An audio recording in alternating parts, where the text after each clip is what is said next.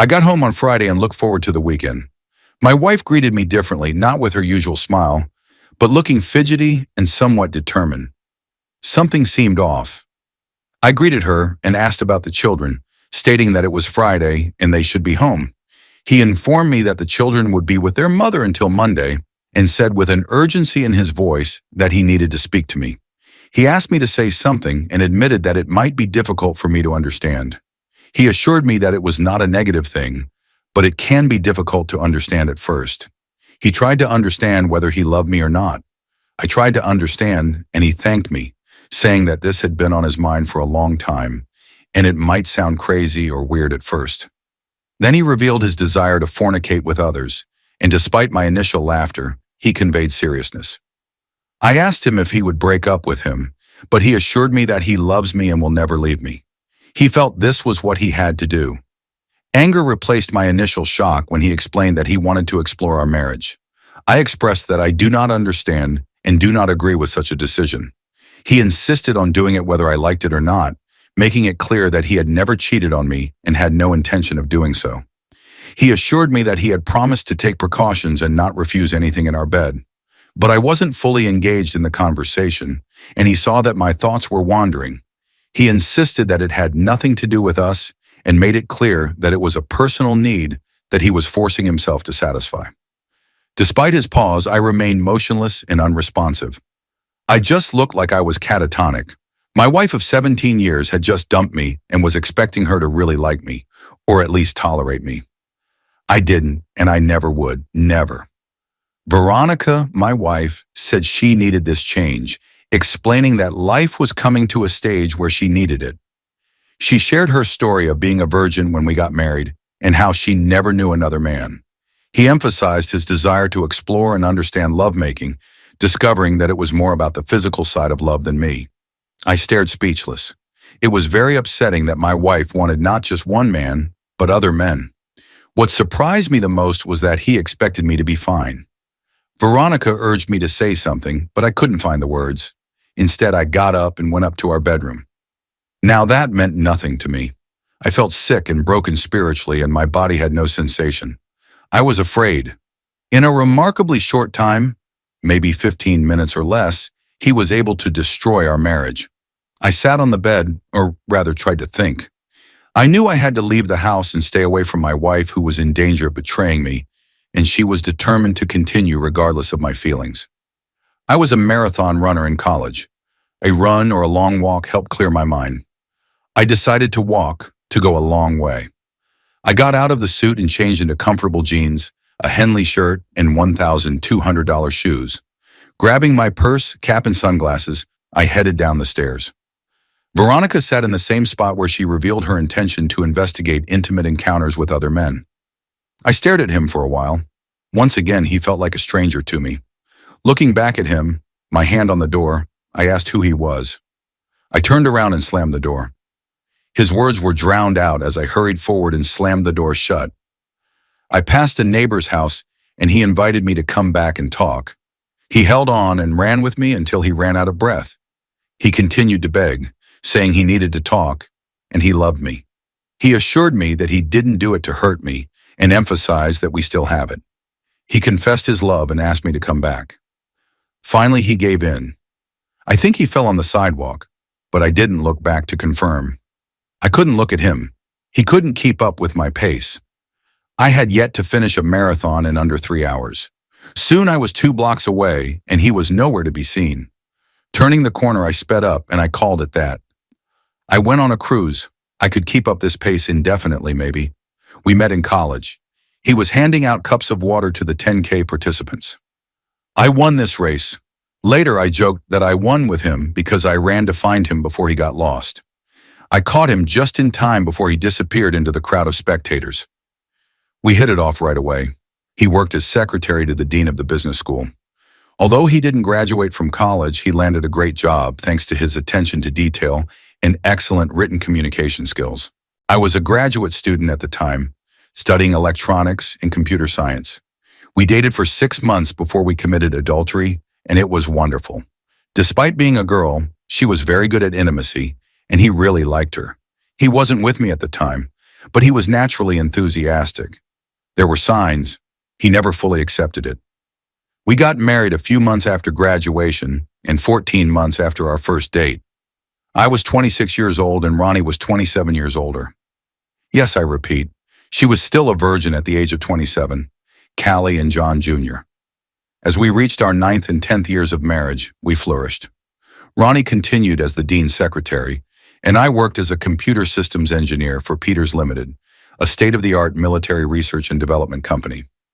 My boss and owner of Peters Limited was Bill Schuler, a 60-year-old bachelor with almost no work ethic. Bill and I were not just a boss and an employee, we were close friends. Veronica and I have been married for almost 17 years, which I believe is wonderful, but apparently Veronica thought otherwise. Over the past few months, Ronnie has become somewhat distant, occasionally with me briefly, more often with the children. This led to a heated argument between the two. Although being short with me was one thing, I couldn't stand children. I thought I might go through menopause. I didn't know much about female biology, but I knew some things. I wanted to look into it more, but never got around to it. I wanted to walk now. Veronica explained to Roberta that she did not know where her brother Bobby was. Expressing her anxiety and distress, Veronica asked Roberta for guidance, worried about Bobby's whereabouts, and asked for help. Roberta Mason could be my wife's twin, and they have been mistaken for sisters several times. Both had red hair, curvy figures, and luscious hair. Roberta was maybe an inch taller than Ronnie at 5'7", but otherwise they were near clones of each other. But Bobby was a different person. He was stern, slow to speak, and had no desire to do so, and was still single in his 40s. No, he wasn't gay, but he preferred to be independent. Roberta Mason asked about John, wondering how he would behave. Veronica talked about their disagreement, and John left without speaking. Bobby, worried about the situation, assures Veronica that Ronnie will probably find her husband John.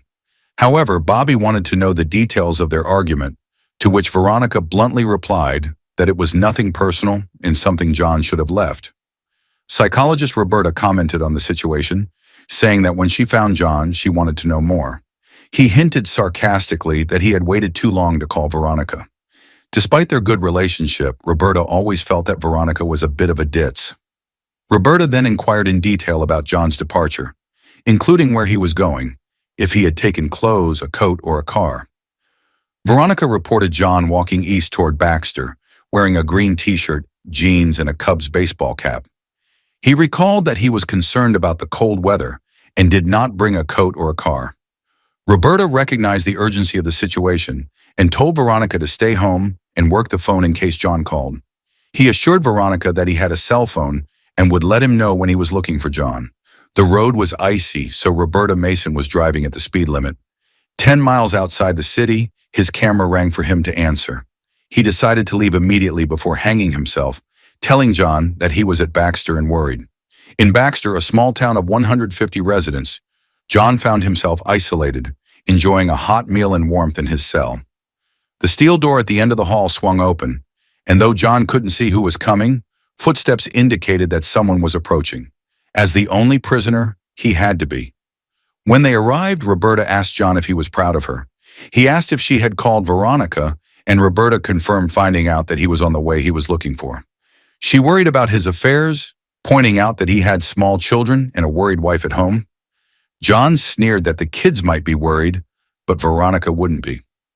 Roberta admits that Veronica didn't give many details, only mentioning typhus and John's departure. John explained this contradiction by revealing Veronica's desire to commit adultery with other men, whether she liked it or not. Roberta's face remained calm as John spoke about Veronica's plans. The guards sympathetically opened the door to John's cell, and they made their way to the front reception area. John was informed that he had been rescued, but had to return on Friday. The jailer advised him to pay a fine and pay damages for the broken chairs, broken table, and broken mirror in the bar fight. John agreed, recognizing the logic of the advice. On the 2-plus-hour drive back, Roberta asked John about all his struggles. After telling his story, he was silent for a while, and then began to analyze. As John's sister, she sees herself as a patient and asks him to help her, as women go through changes that men can't understand, which she attributes to hormonal factors causing fear and insecurity. I told Bobby that I wasn't naive and insisted that he not get involved with other men to make other women better off. I asserted my position and spoke confidently. Bobby responded by sharing statistics that 60% of men and 40% of women are engaged in extramarital affairs, contributing to the high divorce rate. He suggested that Veronica was going through such a phase and needed my help. When I started to answer, he raised his hands to stop me. He made it clear that he would not allow Veronica to commit adultery with other men. Instead, he encouraged me to talk to him, hold his hand, and guide him through this difficult time. Bobby emphasized to Veronica that she needed my strength and support. I told Veronica that I was willing to do anything to help her, and if she allowed another man to commit adultery with her, our relationship would be over without exception. I realized that if he disrespected me like that, I would do everything in my power to bring consequences to him, his lover, and his lovers. Bobby was silent again, and I took it for granted that he was thoughtful. Then the conversation turns to lighter topics. After watching me cover 100 miles in 2 days, Bobby recognized it. I downplayed it, thought it was something I could do and needed time to research, and dismissed it as nothing important. It was a hell of a feat, especially given the temperature and road conditions at this time of year. "What were you thinking?" he said. He says, "How could I not think about the weather and the roads?" But I extrapolated what he said to explain my thoughts on Veronica, myself, and our marriage. Christmas was 3 weeks away, and it was becoming a holiday. What awaited me under the unexpected tree? Perhaps the contraceptive used by raising the seed of others. I was angry and couldn't bring myself to go home. I asked Bobby to drop me off at Peter's, and he explained that it was Sunday and that I needed some time alone. I suggested that I go to her tomorrow and tell Veronica that I need solitude. Bobby said he understood and said he would talk to Veronica, who was very worried about me. He thought that since Veronica knew how I felt, she might reconsider her plans. I convinced Bobby not to do anything and needed more time to think. After dropping me off, I watched Roberta drive away before entering her office. Although he believed that Veronica might be delaying his plans, I couldn't shake the worry that he might already be working on them. Thinking about losing trust in my wife, I considered it a serious and worrying situation. "She's afraid she's losing you," Roberta explained walking in, clutching her coat nonchalantly. Veronica dismissed the notion and told me she'd never lose him. Roberta challenged him, insisting that any man would think what I was thinking when he talked about love to other men. Veronica, worried, asked if I had told Roberta. Roberta insisted that she was her sister and that such secrets could not be kept for long. Veronica defended her passion for research, saying she always wanted to know and believed it was the right thing to do. Roberta warned that if Veronica went through with him, she would lose me, our children, and many of the friends and family who loved her. He stressed the gravity of the situation, asking if Veronica understood the implications. Veronica failed to meet Roberta's eyes as she explained her need, hoping Roberta would understand.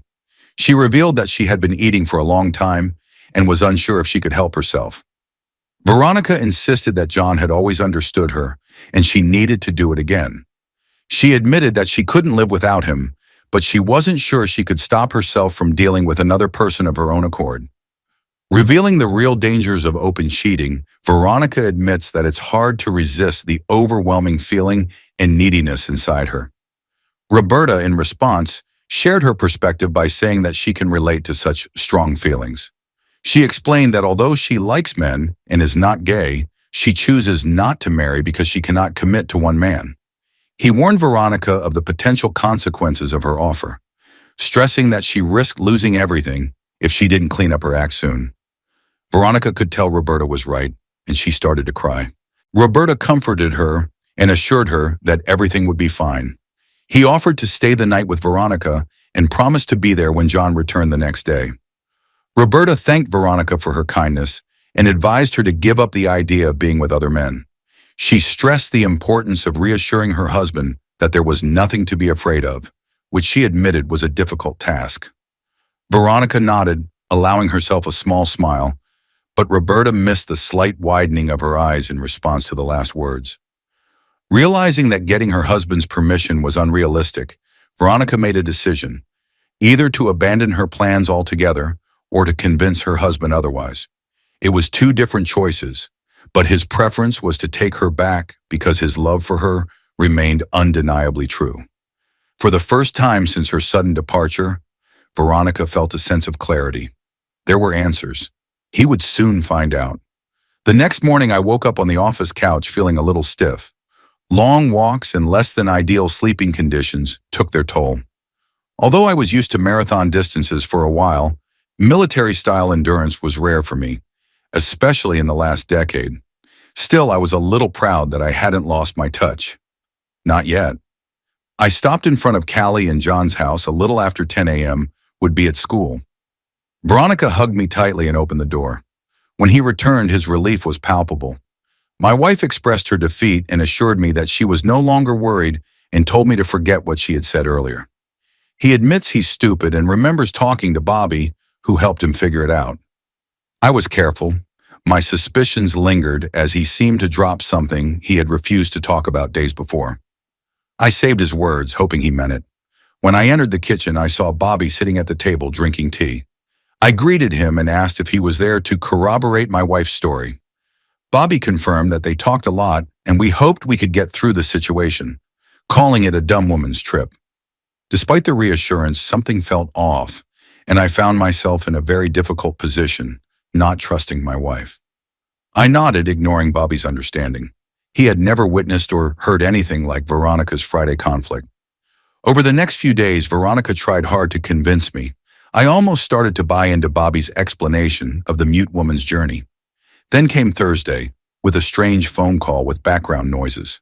I didn't tell Veronica, but I called and called and sold and called. Upstairs, I found his camera in my dresser, checked my call history, remembered 6 unknown numbers, and felt happy. With my military background, I knew it would be easy to uncover the identities behind these numbers. Illegal, yes, but my boss used his situation in a similar situation. A year has passed. Now it was my turn. It was not an innocent situation. If I caught him with evidence, he was mine. It was better to believe and love that night. In the last 6 days, he has turned things around. I hoped I wouldn't have to give it up too soon. Arriving at the lab early, I decided to catch Tim before he left for the field. Tim, our systems installer and field technician, shared camaraderie with me, fueled by copious amounts of beer, our Ohio State. I called Tim and asked if he had a minute. He stopped going out and agreed to come into my office after I told him I had a problem and needed his help. In my office, Tim took a seat and I sat next to him. I brought up this story from last year when I asked Mr. Peters to hide a little. Tim became suddenly attentive, worried that I might be involved in something similar. I explained that I had reason to be concerned and asked if he could help me. Tim agreed to help, but warned that it would be dangerous. I nodded and assured him that I would contact him if anything came up, so he wouldn't talk to me either. He agreed, suggesting that we do some research next month and then get back to him.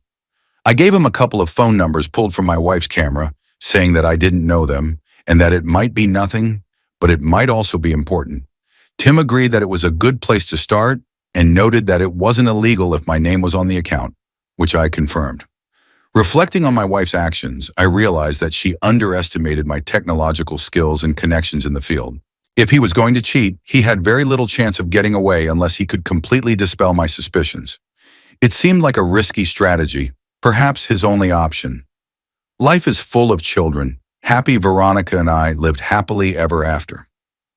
A week later, Tim asked to meet at our usual place and revealed that he had checked the numbers, gotten the addresses, and captured Veronica for 2 consecutive days with pictures, film, and audio evidence. I was informed that my wife cheated on me. I didn't answer her. I asked for more evidence, especially an additional film, because I was planning to take her along with her lovers.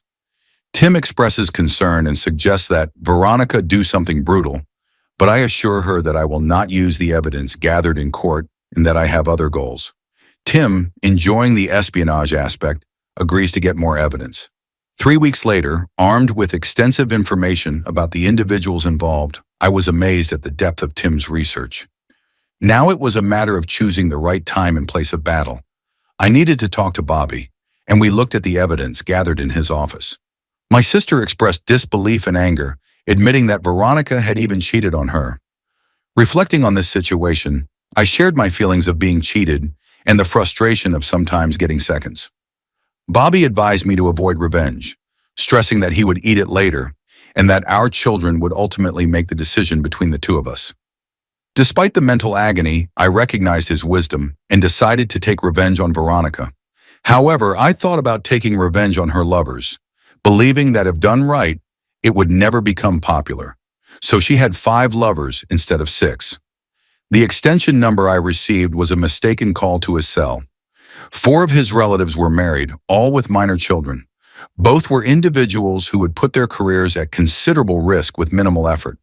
One is a politician and the other is a priest. Veronica was in deep trouble. The effect of the woman's intimacy had undeniably corrupted him. My sister's choice to stay single for so long suddenly made sense. Veronica had better do the same. My main concerns were the cheater's children and, of course, my own. Mine would stay with me. There would be no agreement. No boyfriend will be allowed near them, even if Veronica has an open visit. Otherwise, I would give him a house, but demand something else. Moving myself and the kids into a nice 3-bedroom condo near the new elementary school. It was wartime. My friend who is a techie has smeared my wife's face in 5 malicious videos and made copies for 5 other wives and others. 2 additional copies were sent to a carefully selected television channel to expose the priest. I considered suing the culprits, but that would leave Veronica vulnerable in court, and I would have to defend her to some extent for the sake of my children. I partially heeded Bobby's advice. It was thought that technology could eventually put an end to extramarital affairs. It was very easy to expose these people. On D-Day, I went to work early, looked at the computer, set up, and was ready. With one click, 4 men will probably be ex-husbands, and another will be singing hymns in a remote monastery. I double-clicked. All hell will break loose soon. I felt like Joshua at the walls of Jericho, waiting for the walls to come down. I informed the department head that I would take the remainder of the leave and return home. I wondered how long it would take Veronica to accept the news, or if she would at all. I put one of the videos in the player and turned on the TV. One push of a button, and he'll witness himself in provocative film clips, signaling the end of many things, including our marriage. I went upstairs to bed and got an idea. I went back to the phone, grabbed the pad and typed a note, play the video. An hour later, I heard his car at the garage door. He was at home, waiting at the top of the stairs, mostly out of sight. I saw him pause in front of the TV reading the tape. He walked over to the player and pressed start. I could feel his excitement. Although I couldn't see the video, it faded after more than a minute. The video continued playing. I got out and turned off the car. Half an hour later, he regained consciousness. I also sat on the couch waiting for him to come. He saw me. He sternly asked if I hated him, to which I replied that there was no possibility of reconciliation. By offering her a home and allowing the children to live with her, I affirmed that I owned others: stocks, bonds, savings. If he did not oppose me, I offered his self-respect, but warned him of destruction if he chose to oppose me. Expressing her regret, Veronica explained that she was forced to take some action. Despite the apology, I found his actions unforgivable and warned him that the consequences would be with him. Mintu was crumbling, and I advised him not to answer his cell immediately, expecting that the children would not welcome him. I told him I rented the place and Bobby would pick up the kids after school. Although she had visitation rights, I discovered that she did not welcome any of her male friends. He nodded in understanding. According to him, he can neither cry nor justify. I left expecting tears to come about 2 minutes after I left. Now all the married men were divorced from their wives and taken to the cleaners. A priest was appointed, but I didn't know where the pillar was. Maybe I sold used cars. Veronica still works for the dean and sees the children often. It was hard to help them understand why Mom didn't live with us, but somehow we got through it. Veronica dates from time to time. Some of her office friends might set her up, but that's just speculation. I know he doesn't like the idea of mischief. He will be with us at Christmas. He's still family, but he admitted he made a big mistake and had the courtesy not to push it with me. Love, love, love. It can be so devastating. I have been married to my wife for 4 years and dated twice before we got married. Although we were still relatively new to marriage, our relationship seemed solid without any signs. Our love was real, and we built a foundation of trust during our courtship. I am 30 years old and he is 26 years old. The incident that exposed my wife's infidelity happened on the 4th of July at a party organized by a friend. Before I talk about the event itself, let me give you some context. A week before the 4th of July, my wife mentioned her friend's 4th of July celebration, and we usually have a reliable babysitter for the 3-year-old. We usually notify the sitter in advance of any maternity needs for a 4th of July event. My wife informed me that she had contacted the daycare center that her schedule would be full and she could not make it. I was frustrated because I rarely spent time with my wife since we had a baby. Despite my reservations about her friend, my wife was willing to attend the event and offered to stay home with her baby while she went to her friend's party. Wanting her to have fun, I agreed to take care of our baby at home. Here's the twist. My wife knew she wasn't a big fan of my friend, who was still single and 3 years younger than me, a little carefree. I didn't want to come across as controlling. I advised her friend to be careful because she might not be the best influence. On the morning of July 4th, I took an unusual step and decided to call the kindergarten myself. Usually my wife handles these arrangements, and I had to find the passenger's number on her phone. I thought that offering the daycare a higher hourly rate might change her mind. If that happens, I plan to surprise my wife and let her know that we can go to the event together. After all, I wanted to share the news, rather than the satisfaction of pulling off a last-minute miracle by getting the nursery situation in order. Things started to unravel when I called the daycare and asked them to revise the sitting for my son that day. Although he refused at first, he reconsidered the word, was surprised, and told me that it was the first time he had asked me that day. His surprise caught me off guard, and I asked if he remembered calling my wife to arrange the party. A week ago, he confirmed that he had not received any calls from my wife. I quickly improvised and told him that my wife had actually invited a family member. It turns out that my wife is lying for some reason, and I can't figure out why, and I'm worried. I arranged for the sitter to come to our house at 10 p.m., and my wife said she would leave for the event at 8 p.m. I asked him not to inform me of my wife's arrival until I ended the call with the attendant. I explained that I wanted to surprise my wife and keep my plans a secret. I almost fainted when the sitter reminded me of my wife's tendency to keep the date and time. I managed to hide it. We both thought the date night might have been canceled, but since he was on board, it would still be a nice surprise. As planned, my wife left around 8 o'clock. I waited patiently for someone who arrived on time. After he was there, I headed over to the party my wife mentioned. To be honest, I suspected that he might not show up and go somewhere else instead, but to my surprise, he was actually at the party. Upon arrival, his friend greeted me and was surprised to see me there. He quickly called my wife.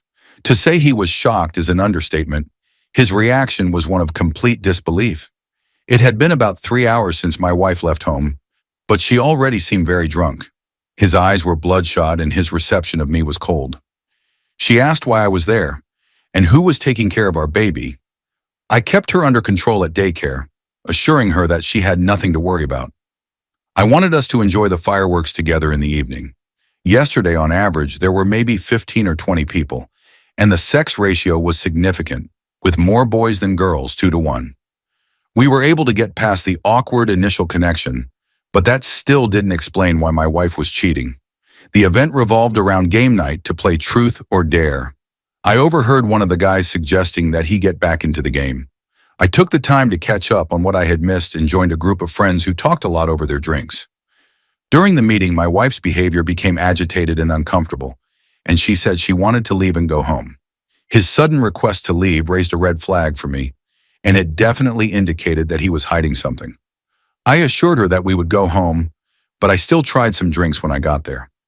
I headed to the kitchen and chatted with one of the guys there. After I introduced myself to a random guy, I asked him if he liked the party. He introduced himself and confirmed that he really had a great time. I told him I wanted to move in with one of the party girls, but I didn't know who. I started showing different girls one by one, and it helped me figure out who was in a relationship and who he was referring to. Using this method, I eventually showed up to a stranger without revealing his identity. Then I asked him what he thought about it. He mentioned that my wife was attractive, but he warned me too much because she came with a guy she knew. I was intrigued and asked for more information about this guy. A stranger gave me information about my wife's partner, explaining that they had met at a concert and had been cheating on each other ever since. This discovery was very difficult for me. The timing of my wife's concert and meeting this guy was perfect. I really liked it because I was at the same concert. What worries me is that I'm with him most of the time at the event, except when he wants to eat and insists on going alone. I remember it took him an unusually long time to come back with his food, but thinking there was a long line or he needed to use the bathroom, I let him go. This incident happened about a month ago, and since then, he often leaves the house and even goes on trips out of town. This new discovery made me question everything. The stranger bragged about my wife as if it was some kind of prize he had won for my friend. He continued the conversation by sharing a few more details. He explained that my wife had come to the party to look for a friend. When he described her as a free spirit, my reaction was barely noticeable, but I couldn't lie to her. At that point, my wife's friend joined the conversation, probably realizing that my questions had led to the truth about my wife's work.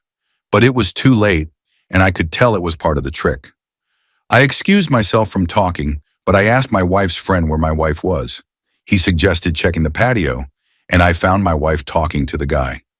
It was as if they were either having a heated conversation or he was trying to convince her of something. I approached them and introduced myself to the man my wife was attending, but before I could say anything to him, my wife quickly took me away and told us to leave the party.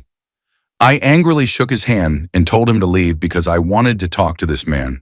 I confronted her directly by introducing her to her husband. I directly asked him if he knew that my wife was married before I got involved with him. Given that I discovered the truth about their relationship, I have a somewhat interesting presence that I use to my advantage in confrontations. To be honest, I didn't want to fight him if he didn't know he was married. My little subtle aggression was to tell my wife that I discovered her infidelity and to calm the guy down a bit. I repeated my question to him, making it clear that I didn't want to ruin the party by starting an argument. But I should have known my wife's marital status before I got involved with him. My wife was worried and tried to hold me back as I apologized. The young man, seeing the bottle in my hand and realizing that it was in the corner, fell for my act and also started apologizing. He said he didn't mean to cause any trouble and started talking to my wife without knowing that she was married. I asked how often they had been. He replied. I bid him good night and left. I got into my car and went home. I told my wife I wanted a divorce. I check into a hotel where I write as a form of self-therapy. I'm at a loss as to what steps to take. This is my first experience with divorce, and I'm completely new to parenting because I didn't grow up in that kind of family. I know that I can't bear to think about seeing that woman, and it makes me physically sick.